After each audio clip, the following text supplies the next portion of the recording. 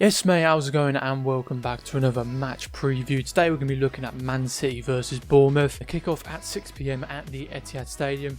Two very different teams with very different stories, experiences, however you want to put it, this season in the Premier League. Bournemouth right now, they're in a relegation scrap, like they might be heading down to the Championship along with Norwich and maybe with Aston Villa or West Ham.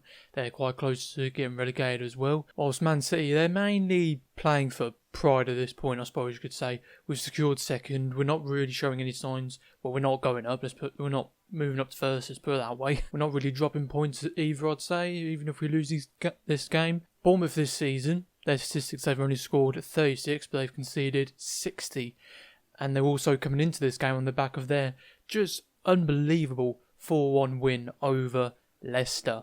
Like Leicester this season, they've not really turned up since Project Restart in the Premier League, and Bournemouth, they've just been having a slight decline all this time this season. But for Bournemouth to go into that game and to win 4-1, and for Dominic Solanke to score his first goal in 39 games for the club. Man City, we've scored 91 goals this season and conceded 34, and we're coming into this game on the back of back-to-back 5-0 wins over Newcastle United and Brighton, as well as on the back of our CAS appeal, which all the comments and everything I've seen on the social media is like the finest and purest of soul. It's just absolutely brilliant to see how triggered everyone was from us overturning our appeal. Bournemouth, they're just talk a little bit more about them. They're a team who have been, like I said, struggling this season.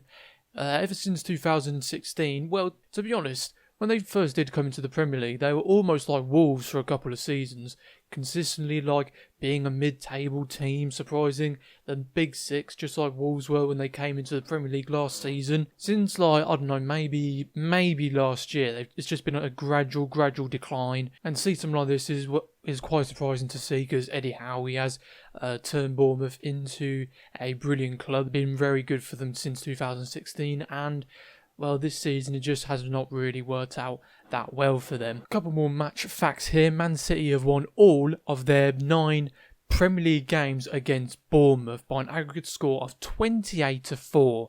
That's the best 100% record one opponent has against another in top English flight history. Bournemouth have never beaten Man City in any division.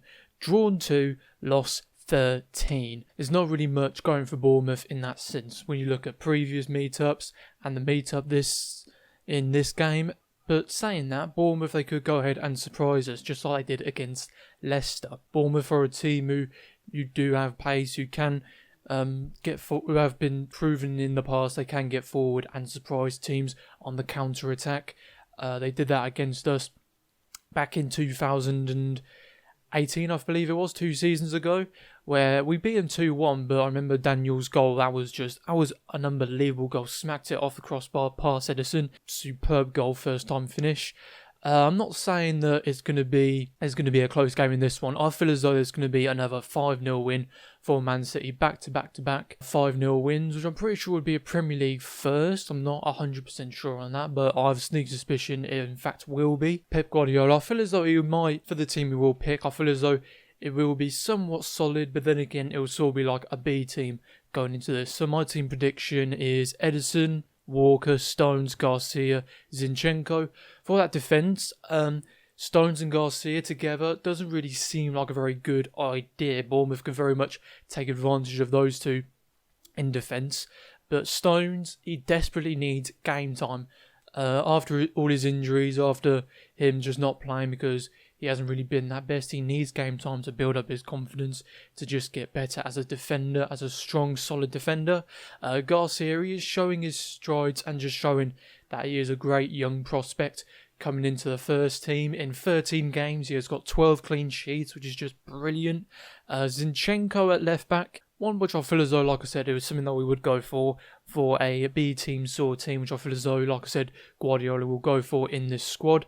Just going back to those two in defence, Laporte I feel as though he will be saved for the Arsenal game in just 3 days' time. Otamendi, maybe my play ahead of Stones or ahead of Garcia, but just like Stones, he's not really been that too consistent Into the midfield, I feel as though it will be Gundogan, Fernandinho and David Silva. See Fernandinho into CDM. I believe, was it Southampton that we played him in midfield? He sort of has lost his legs, lost his pace. He has definitely been better in as a centre-half than in CDM. But I feel as though, like I said, Guardiola would put him there alongside Gundogan. Gundogan, who has got good talent. He's very good, gifted with his feet, can pick out a very good pass. David Silva alongside him is someone who definitely does need a good send-off this season in just some way. Maybe winning the FA Cup. Of course, we have won the Carabao Cup. Maybe the FA Cup and Champions League as well. But see him just play more games just have more game time in these last 3 games is just something which is very important. Not just for David Silva, but also for Man City fans as well. Front 3, I'm going to go with Raheem Sterling, Gabriel Jesus and Phil Foden.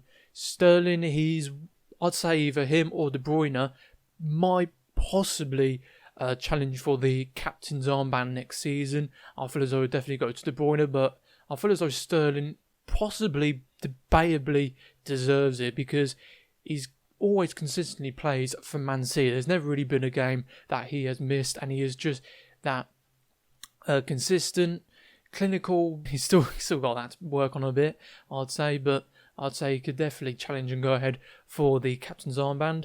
But I feel as though, like I said, he will play in this game and he'll play on left wing.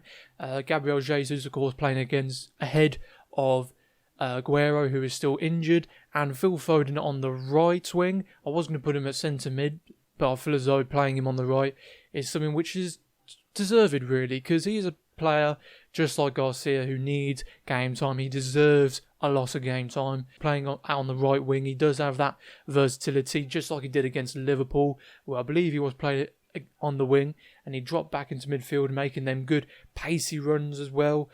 And I feel as though he can very much do that. And maybe get 2 goals and assists, maybe 2 assists and a goal against Bournemouth.